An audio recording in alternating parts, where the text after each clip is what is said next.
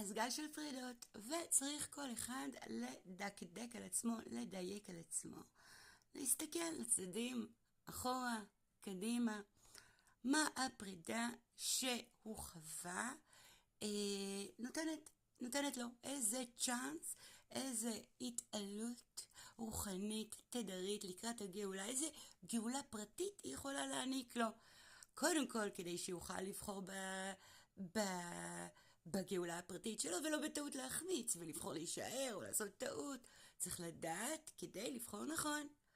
אז יש עכשיו הרבה נשים שמתפגשות,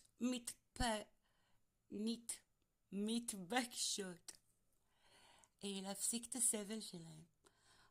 עברו זוגיות עם אלימות, זוגיות עם גבר אלים, זוגיות מאוד רעילה, זוגיות עם אלימות פיזית, מילולית, ומכל מיני סיבות כאלה ואחרות שהן בוודאי לגיטימיות, הרבה פעמים עבור כל אחד ומה שהוא מחליט בחיים שלו, אוקיי?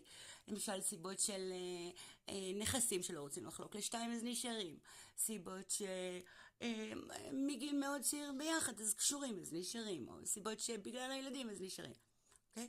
אז כאשר את עכשיו במבחן הזה של מחדדים איתך בעניין הזוגי, ואת מוצאת את עצמך אחרי הרבה זמן בזוגיות רעילה, את מתבקשת להתפקד, לעמוד, לשים לזה סוף. ובזאת להתעלות, להעלות את ניצוצות השורש העקום שקיים בעולם הזה מאז אדם וחווה. ואז את העבודה שלך בעניין הזה עשית, תקבלי גם את התמורה. את מעבר לפינה, תקבלי את הבן זוג הנכון לך, בעזרת השם. ויש עוד תיקונים שצריך לשים לב עכשיו.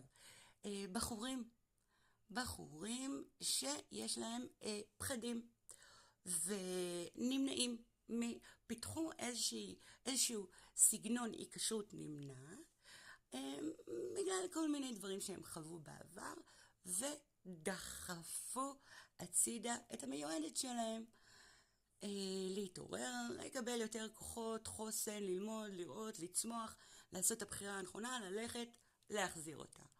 לחילופין יש גם עוד כל מיני מקרים דומים, שונים, בתוך הזוגיות. כל אחד צריך למצוא את עצמו. יש את זו שצריכה להפסיק לדחוק בשעה, ולהתחתן עם מי שפחות מתאים לה וראוי לה, ולהפוך את החיים שלו לגיהנום, ואת שלה לגיהנום, ושל הילדים. אז